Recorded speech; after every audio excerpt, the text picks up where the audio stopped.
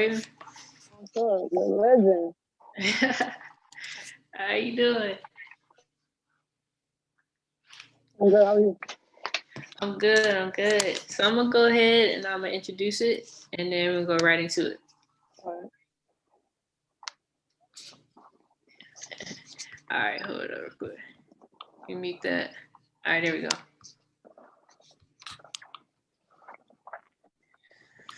All right, so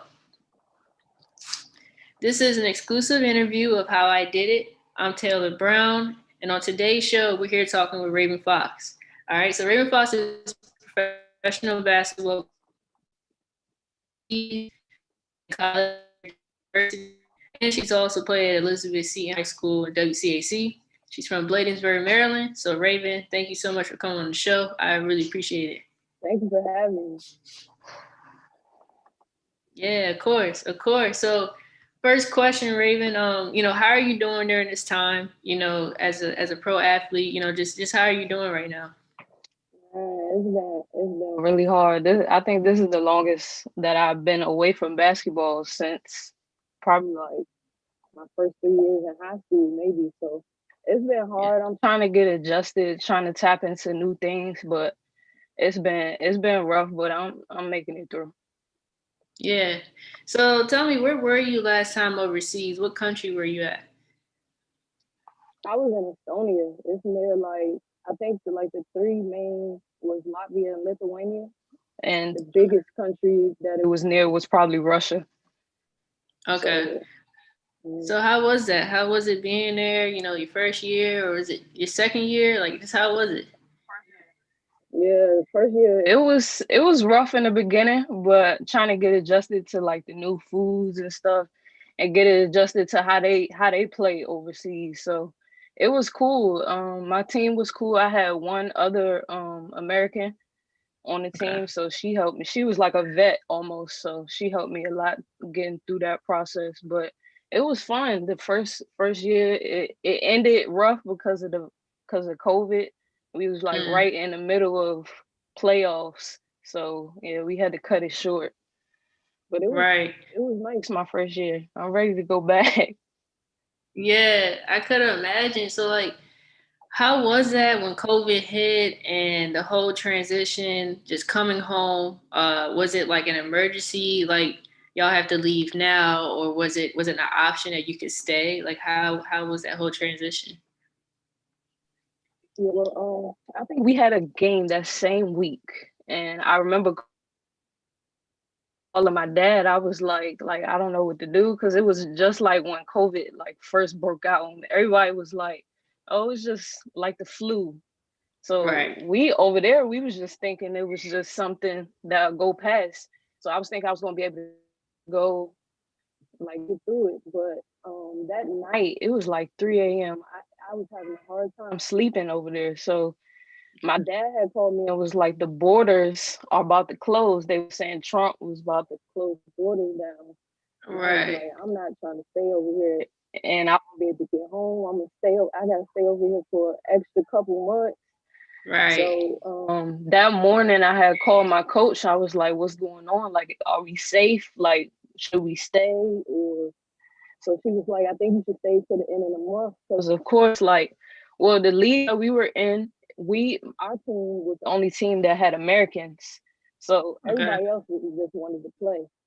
But we were trying to get back home. So I called my coach. I was like, I gotta go because I can't stay over here. And then I got a flight the next day and I was out of there. And I was kind of nervous because I was like, are they going to stop me in the airport because I'm American? They don't want me. Right. So it was nerve wracking, but I'm glad I got home safely.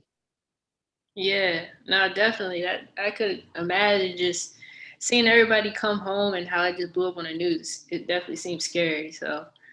Yeah, it was definitely scary because other people, like I was seeing other people were still playing. So I was like, maybe Mhm. it's okay for us to stay. But then, like, it started getting serious really quickly. Like, it escalated very quickly. So I just wanted to get home stay safe with no problems. Right, right. No, definitely. I'm glad you got back home safe. And so talk to me. I know you went to Seton. And then you went before you were at Syracuse. You went to was it Gulf Coast State? Yeah, Gulf Coast State. Before you went to Syracuse, right? Mm-hmm. Yeah. So can you talk to me about that?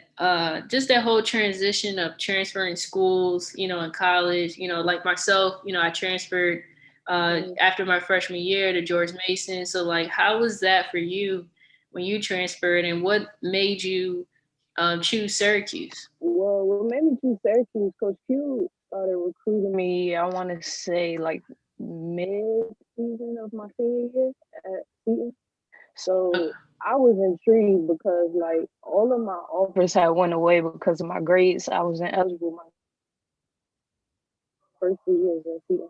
So my senior year was like my breakout season. So people they were like a little iffy because they didn't know if I was going to be eligible or not.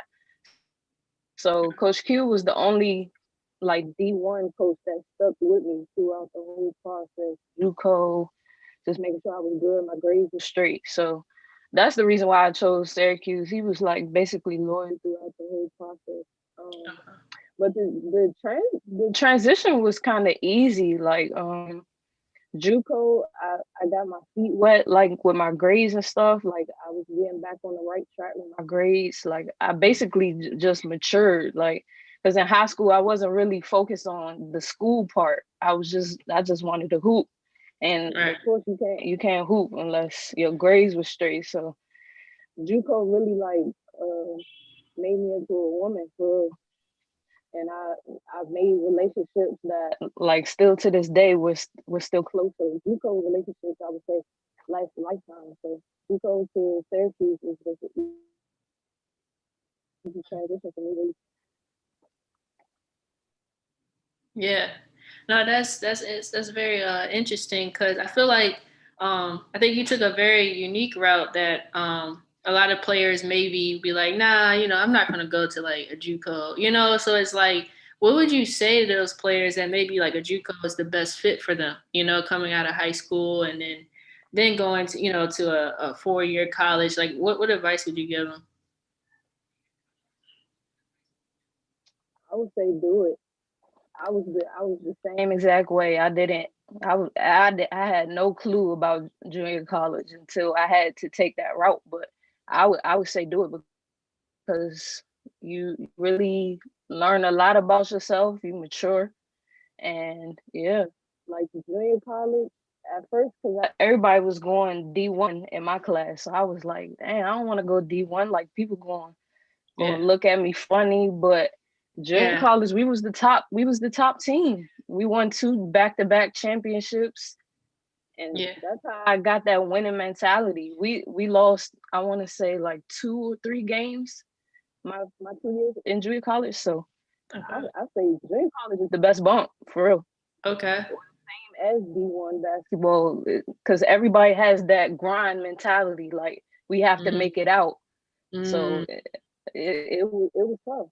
It was tough. Yeah. So I would say do it. Don't worry about what your friends say because their path might be different from yours. Like God might be want to take you this route to see like this is what I could have done, or this is like it just could have been a better. It's just could be a better route for you. Like everybody's route doesn't have to be the same to get the greatness, I would say. Yeah. That's deep. That's deep. I totally respect that. And I could imagine just that how the practices were, like everybody just wanting it, just wanting the same type of outcome. So I'm sure that was a lot of fun. Because you get it was basically like AAU all over again. The same D1 coaches was coming to our like we had a day like specifically for college scouts to come. It was called like I think it was called Scout Day.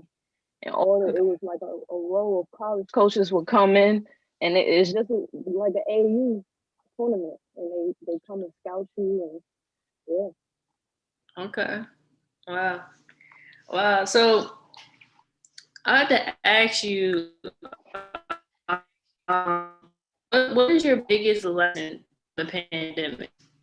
Like, what do you think this whole experience, 2020, everything that's happened? Of course, can you hear me now? Yeah. I can. All right. What is your biggest lesson from the pandemic? Everything that's happened in 2020.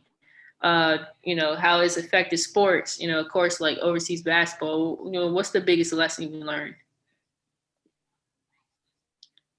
My biggest lesson, I would say, to keep grinding. I kind of like slacked off, like going to the gym as much as I want to, like being in the gym every day Mm-hmm. and then coming home not doing nothing. Like the gyms is shut down, so you kind of got to find your own way Mm-hmm. to do that. So my biggest lesson was like trying to remain active, even though like it's nothing.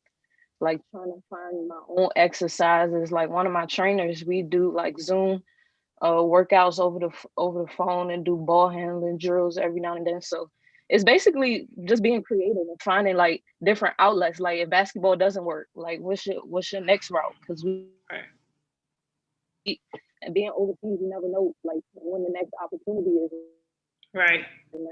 Because it's tough trying to get a job over there. So you have to try to find like what do you like to do outside of basketball? So Mm-hmm. that's my biggest lesson right now.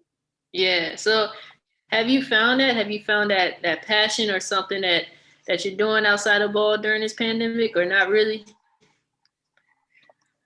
I mean, I started working with people with disabilities. At first, like I was against it, Okay. but I've actually started to have a big heart for that now. I work with two blind guys, Okay. and yeah, at first I was against it because I was like working with blind guys, like I'm going to help them like get dressed but Mm-hmm. I've actually grown to love it. So yeah. Okay. And I've actually started to tap into like playing video games and streaming and like being creative with the streaming stuff. Okay. So I'm trying to tap into a lot of different. Cool. So is that like your say I guess like your daytime job, like working with people with disabilities, or is it like a foundation or a nonprofit or something you're working with? Yeah, my stepmom owns her own business like with people with disabilities. It's different homes in the DC area. So Okay. it's like two staff working with each individual. Each individual have like a different trait that, you know what I'm saying, like people are Hmm. helping them get better, like be not so called isolated, but like still like you're still human too, you know? Because people think people with disabilities are so, Hmm. I wouldn't say like standoffish. People are kind of scared of them. So like I would say this company is more so for helping people be normal in the world, I would say. Got you. Wow. Yeah, I like that. I like that a lot. All Yeah. right. So, what is your ultimate goal? From playing basketball. Is it do you want to play like in the Euro Cup? Just want to play, see, how far you can go with it. Do you plan on playing till you're 40? Like, what's your goal out of basketball? I would say my goal is definitely the Euro Cup. After my first year, I started to like watch more overseas basketball and like try to figure out like what's the top leagues in different countries. And so I've been doing a lot of research as far as that. So I definitely want to play in the Euro Cup just to play against WNBA players and just see like my level against their level. I definitely want to do that. I want to play as long as I can. My brother, he's played in like 14 countries. I think this is his 14th country. So I definitely want to Wow. go to different countries, try new foods, like see different cultures. So I know like being in the DMV, you think this is it, but it's Yeah, like it's so much stuff outside of the DMV. So I definitely want to go to different countries and play as long as I can. for sure, for sure. So I have to ask you, how did you get overseas? I know everybody's journey is a little different, right? So most of the time you go through an agent. Some people I know go through grad school. Some people I know they just fly to the country and then find get picked up by a team. Um, what route did you go to? Like walk me through the process. So I didn't have an agent my first year. My coach was kind of like the middleman to help me get overseas. So at first I was looking to go to Luxembourg, but they ended up signing a vet. So Okay. of course they want to choose a vet over a rookie. So Right. that went, yeah. So and then it was Greece. They ended up signing a vet, I believe. Okay. So it was like a waiting game, my first two teams. And then the third team was Estonia. And I was like, Estonia, like I've never even Yeah. heard of that. Like I was a little iffy about it, but then they was like, it's a bunch of young girls, it's two older girls, and then it's one American. So I was like, okay, I feel a little comfortable now.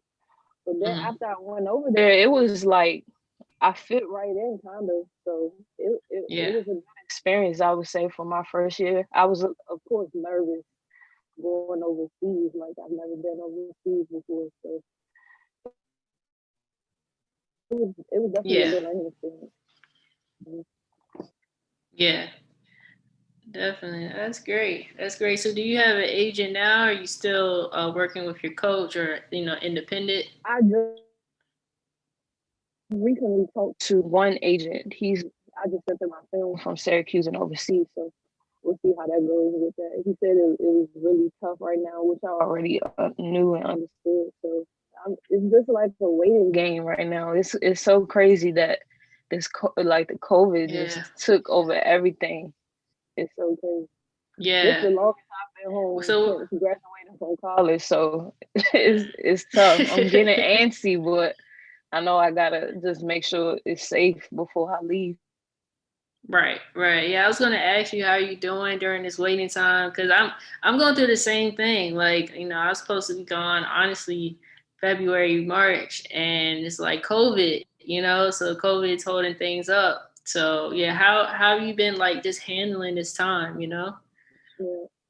So I mean, working has just been keeping me busy, really, but it's like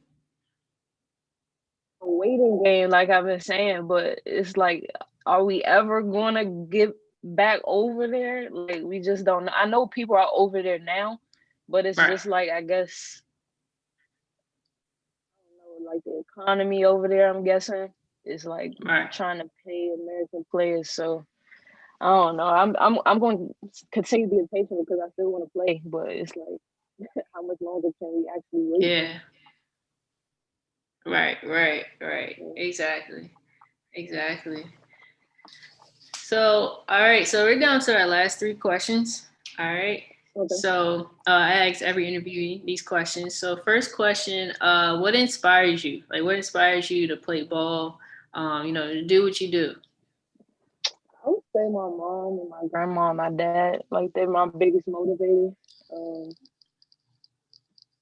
My mom is definitely my rock during this whole process. Like she keeps saying, like, you're gonna get back over there, and I'm like, Mom, like it's looking a little rough right now, but they're definitely my motivation to just keep going and try to be the best that I could be. So I would say that's my foundation.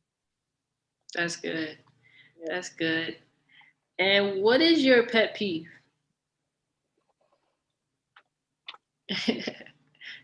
I would say like unnecessary loud noises and smacks when people smack. When people smack, like chewing gum? Yeah, when they're eating, I would say that's my biggest pet peeve. Yeah, no, I can relate to that.